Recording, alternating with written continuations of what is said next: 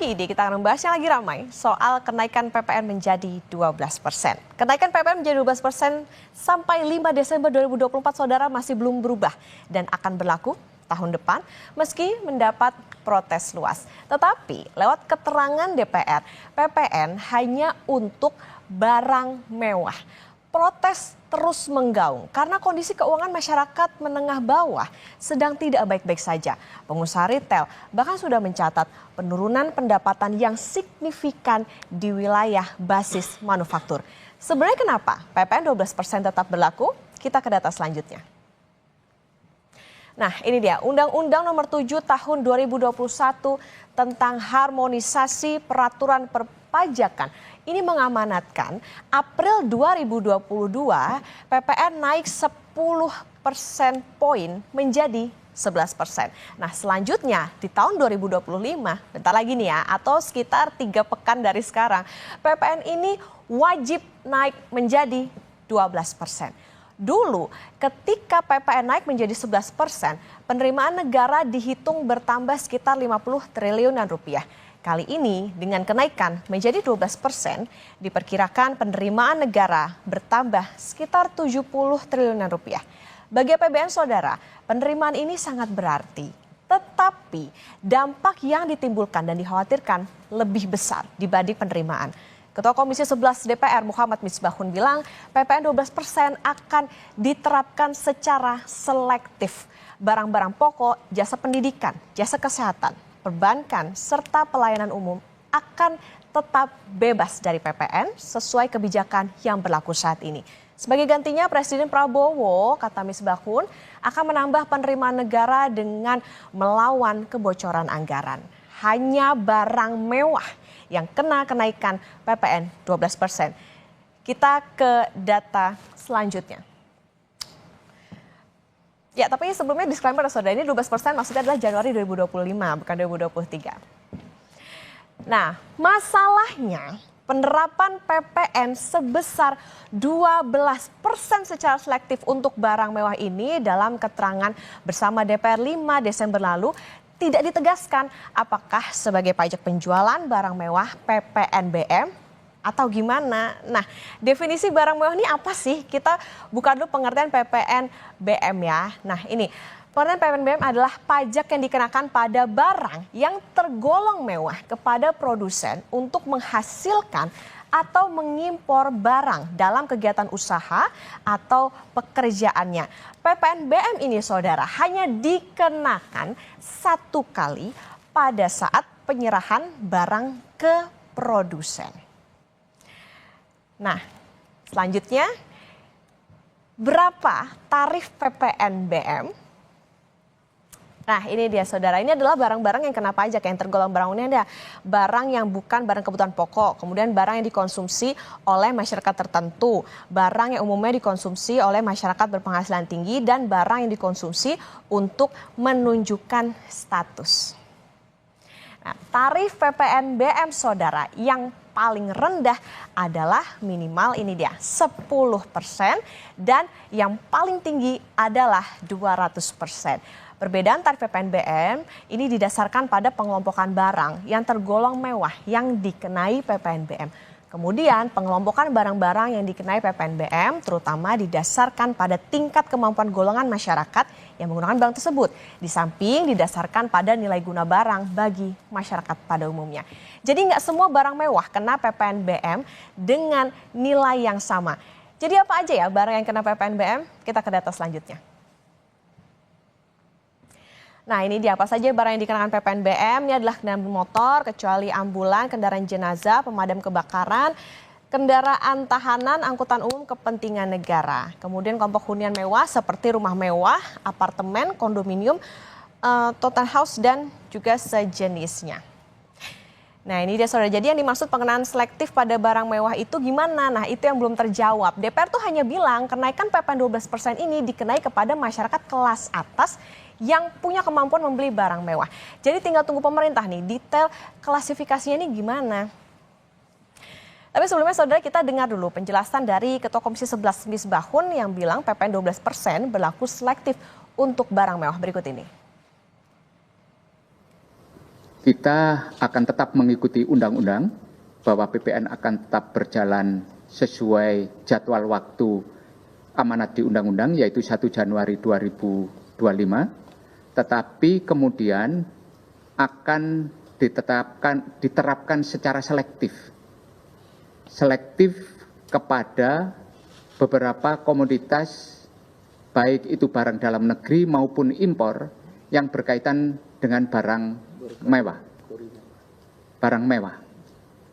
Sehingga pemerintah hanya memberikan beban itu kepada konsumen pembeli barang mewah. Masyarakat kecil tetap kepada tarif PPN yang saat ini berlaku. Sehingga nanti tidak berlaku lagi, rencananya masih dipelajari oleh pemerintah, dilakukan pengkajian lebih mendalam bahwa PPN nanti akan tidak berada dalam satu tarif. Dan ini nanti akan masih dipelajari. Masyarakat tidak perlu khawatir karena ruang lingkup mengenai kebutuhan barang pokok, kemudian jasa pendidikan, jasa kesehatan, kemudian jasa perbankan yang berkaitan dengan hal-hal yang bersifat pelayanan umum, jasa pemerintahan, tetap tidak dikenakan PPN. Nah, sebelumnya saudara anggota DPR fraksi PD Perjuangan, Rieke Diah Pitaloka, meminta pemerintah membatalkan kenaikan PPN 12%. Hal tersebut disampaikan Rieke dalam rapat paripurna Kamis 5 Desember 2024. Pada ayat 1 dapat diubah bukan hanya paling tinggi 15%, tapi bisa juga diubah paling rendah 5%. Dengan ini, dengan seluruh kerendahan hati, saya merekomendasikan di rapat paripurna ini mendukung Presiden Prabowo. Pertama, menunda atau bahkan membatalkan rencana kenaikan PPN 12% sesuai dengan amanat pasal 7 ayat 3 dan ayat 2 Undang-Undang Nomor 7 Tahun 2021. Kedua, Menko Bidang Perekonomian Erlangga Hartarto menegaskan finalisasi paket kebijakan ekonomi yang di dalamnya juga mengatur penerapan kenaikan PPN 12% akan rampung pekan kedua Desember 2024. Erlangga menekankan beberapa barang dikecualikan dari PPN, terutama bahan pokok penting, pendidikan, dan kesehatan. PPN itu akan dibahas dan difinalisasi seperti yang saya sampaikan dalam pertemuan ke depan. Tetapi yang dapat saya sampaikan, tidak semua barang kena PPN. Apakah itu PPN sekarang yang 11%, beberapa barang dikecualikan dari PPN. Terutama bahan pokok dan penting, itu sebagian besar sudah bebas fasilitas tanpa PPN. Demikian pula untuk pendidikan dan kesehatan. Itu akan banyak lagi hal-hal yang dikecualikan dari PPN. Nah, jadi pertanyaannya nih, jadi klasifikasinya gimana? Lalu dampaknya apa pada sektor yang bisnisnya berkaitan dengan barang mewah? Kompas Bisnis masih akan kembali, saudara, kita ulas usai jeda.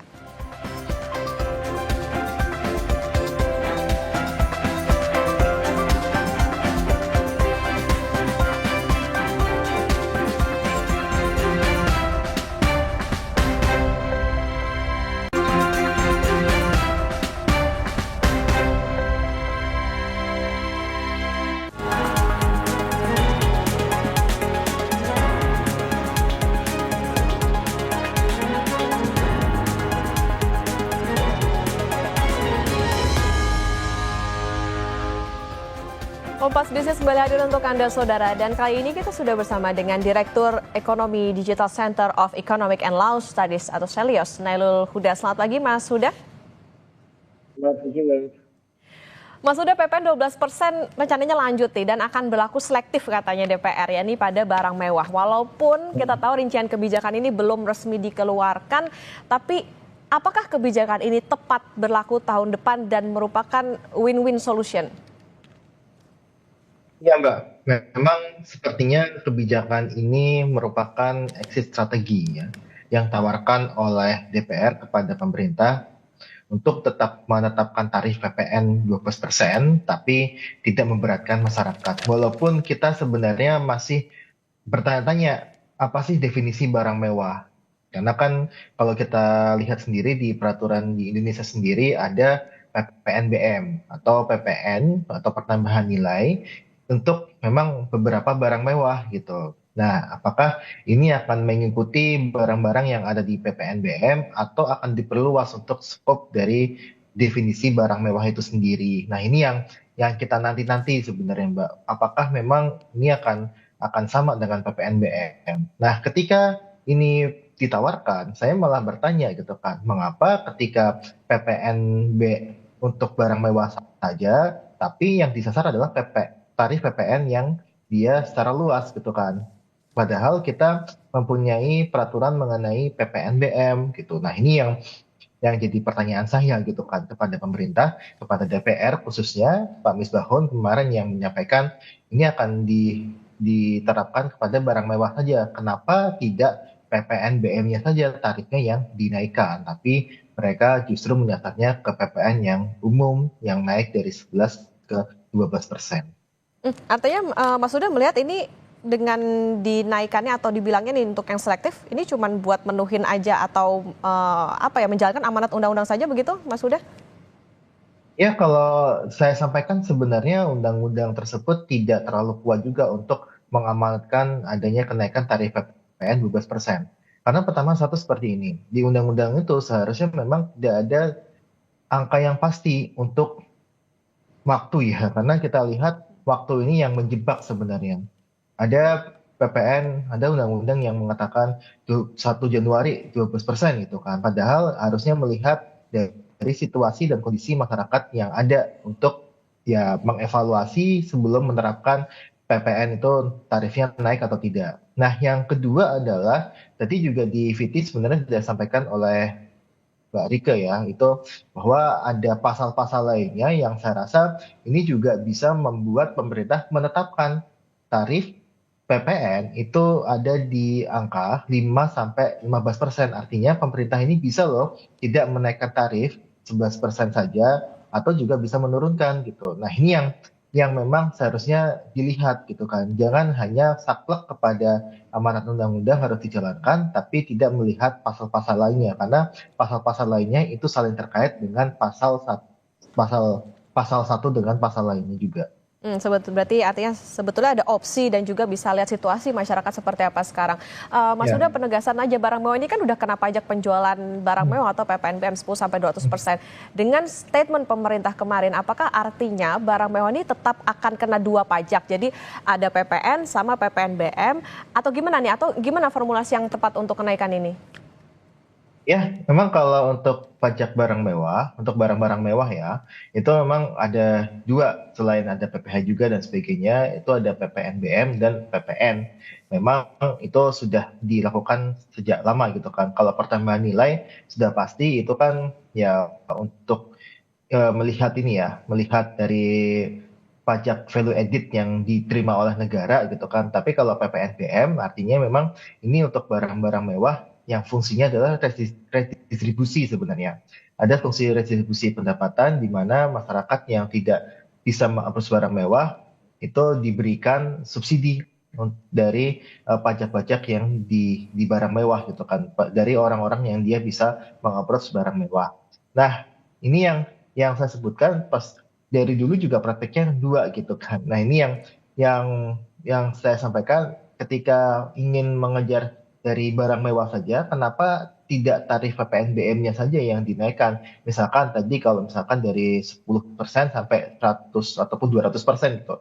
Kenapa nggak dinaikkan tarif itunya saja di PPNBM-nya, bukan di tarif PPN secara umum? Nah, ini yang saya lihat sebenarnya ada satu, menurut saya juga kekeliruan konsep ya ketika menggunakan diksi barang mewah tapi yang dinaikkan adalah PPN secara umum bukan PPN BM yang memang khusus untuk memberikan pajak kepada barang-barang mewah yang ada di Indonesia. Contohnya ada di mobil, ada kondominium, terus kemudian ada juga helikopter dan sebagainya. Kenapa tarif barang-barang itu saja yang nggak dinaikkan gitu kan? Mas Huda, PPN-nya. artinya batas bawahnya si PPNBM ini harus dinaikkan atau seperti apa? Ya, bisa batas bawahnya, bisa batas atasnya juga, Mbak. Karena kalau kita tahu di beberapa barang itu dia pajak PPNBM-nya 20% misalkan. Itu bisa juga dinaikkan menjadi 25% atau 30% dan sebagainya untuk bisa mengejar ya tadi penerimaan negara yang tadi seperti disampaikan oleh Pak Misbahun gitu kan, bahwa ini ada sumber-sumber penerimaan negara baru gitu. Nah, kenapa nggak PPNBM aja yang diutak-utik, bukan di PPN yang secara umumnya. Nah itu tadi kalau misalnya bisa diutak-utik 10 sampai 200% itu mungkin dianggap tidak ideal atau harusnya PPNBM aja yang dinaikin. Berarti angka idealnya berapa kira-kira Mas Huda? Ya, ya kalau angka idealnya pasti memerlukan penelitian lebih lanjut gitu ya. Tapi kalau kita lihat sebenarnya di barang mewah itu sendiri ketika range-nya 10 sampai 200%, mungkin ada beberapa barang yang dia naik aja untuk PPNBM-nya gitu kan, helikopter misalkan, ataupun untuk pembelian mobil yang dia tergolong barang mewah gitu. Itu bisa jadi dinaikkan gitu kan. Karena kan ini tidak akan mengganggu konsumsi yang ada di kelas menengah ke bawah gitu kan. Walaupun memang di kelas menengah atas itu pasti akan ada efeknya. Tapi kalau untuk menengah ke bawah itu tidak ada efeknya. Nah, makanya ini yang saya sampaikan, PPN ini tarif PPN yang 12% ya, ini tidak bisa untuk ke selektif barang mewah saja, tapi kalau saya pribadi sebenarnya lebih condong kalau mau memajaki barang mewah lebih tinggi, itu menggunakan instrumen PPNBM. Oke, berarti harus dilihat juga bagaimana jenis barangnya, spesifikasinya, karena itu tadi ini kan menyasarnya katanya ke kelas atas aja nih, bukan ke menengah yang ke bawah.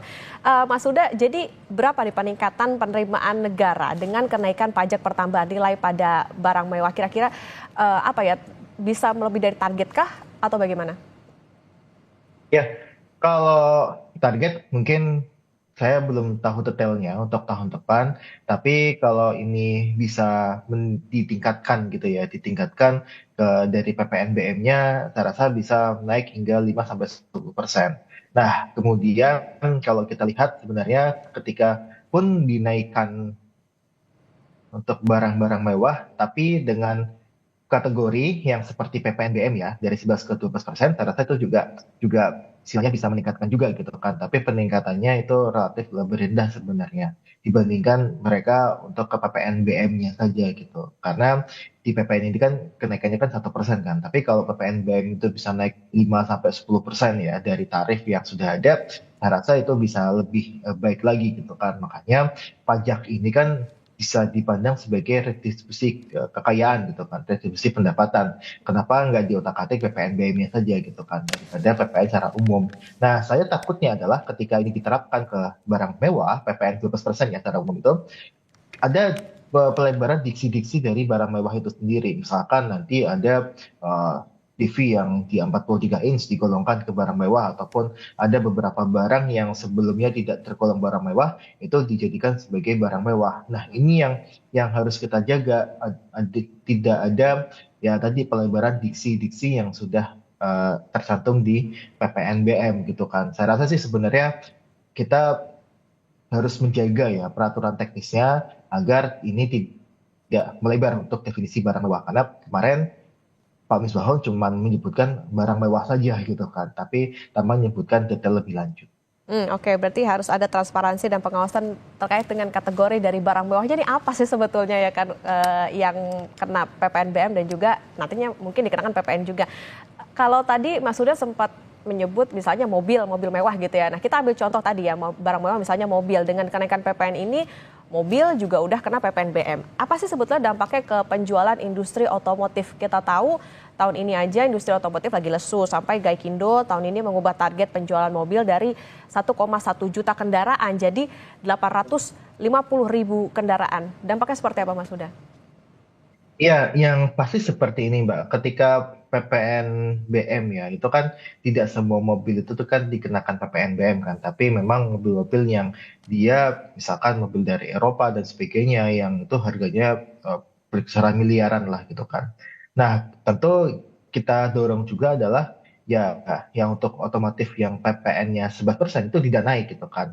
Bahkan kalau kita lihat kemarin pernyataannya adalah ada beberapa barang yang bisa PPN-nya itu diturunkan. Artinya ini bisa multi tarif gitu kan untuk PPN ini kan. Nah, ketika dia multi tarif, ini kita dorong untuk barang-barang yang memang dia memiliki multiplier efek yang tinggi gitu kan. Ini bisa diberikan insentif gitu kan dengan penurunan PPN gitu kan. Misalkan kalau otomotif itu barang-barang mobil yang dia ataupun motor yang dia menimbulkan multiplier efek yang besar gitu kan. Tapi kalau kita lihat untuk PPNBM untuk mobil biasanya adalah mobil-mobil impor yang dia harganya cukup tinggi gitu kan, yang dimana tidak menimbulkan multiplier efek yang besar gitu. Nah ini yang kita lihat sebenarnya itu bisa dikenakan PPNBM yang lebih tinggi gitu kan. Nah tapi kalau untuk yang otomotif yang dia mobil-mobil kelas menengah ke bawah dan sebagainya yang dia mempunyai multiplier efek yang besar, saya rasa ini akan ketika dia dikenakan PPN dan mungkin akan dilebarkan ya, jadi mobil itu semuanya barang mewah, itu akan mereduksi dari kinerja industri otomotif itu sendiri. Dan ini yang memang ditakutkan oleh Gaikindo ketika PPN ini akan dinaikkan dari 11 ke 12%, karena kenaikan harga barang itu bisa mencapai 9 hingga 20% kenaikan harga mobilnya ya, dari kenaikan tarif PPN ketika PPN 12% itu diterapkan ke semua sektor usaha. Nah itu tadi catatannya, jangan bisa dikatakan semua mobil nggak bisa dikatakan dikategorikan barang mewah juga, karena tadi bisa memukul juga semakin dalam industri otomotif. Mas sudah sedikit keluar dari keterangan DPR kemarin, tapi ada beberapa negara di dunia yang memang trennya naikin PPN. Salah satunya adalah Singapura yang 2 tahun menaikkan PPN berturut-turut. Tapi memang kalau kita penghasilan sama standar hidup di Singapura kan berbeda nih dengan di Indonesia. Tanggapan Anda singkat aja, Mas Huda. Ya, yang jelas sebenarnya kalau kita bandingkan dengan apa yang dikerjakan oleh Singapura gitu kan, bahwa Singapura walaupun dinaikkan juga tetap tidak lebih tinggi sebenarnya dibandingkan dengan Indonesia. Tapi ada beberapa juga negara-negara di ASEAN ini yang juga memiliki tarif PPN lebih rendah dibandingkan dengan Indonesia. Bahkan kalau kita lihat datanya, Indonesia ini menjadi juara kedua dalam tarif PPN setelah Filipina dia tarifnya 12%, Indonesia di 11%. Ketika itu dinaikkan, memang Indonesia ingin juara satu, tapi juara satu dalam hal tarif PPN. Nah ini yang kita kritik juga, bahwa seringkali pemerintah itu menyampaikan tarif PPN kita rendah dan sebagainya. Tapi kalau kita lihat data, ternyata hal yang faktanya berbalik dengan apa yang disampaikan oleh pemerintah, bahwa ada banyak sekali negara-negara yang juga memiliki tarif PPN di bawah tarif PPN Indonesia. Oke, juara satu tapi bukan yang diharapin nih kayaknya nih kalau naik PPN. Nah tentu gimana nanti klasifikasi soal barang mewahnya nih yang tentu kita tunggu bagaimana keputusan dari pemerintah soal PPN dan juga PPNBM. Terima kasih Direktur Ekonomi Digital Center of Economic and Law Studies atau SELUS, Mas Nailul Huda sudah bersama di Kompas Bisnis. Sehat selalu Mas Huda.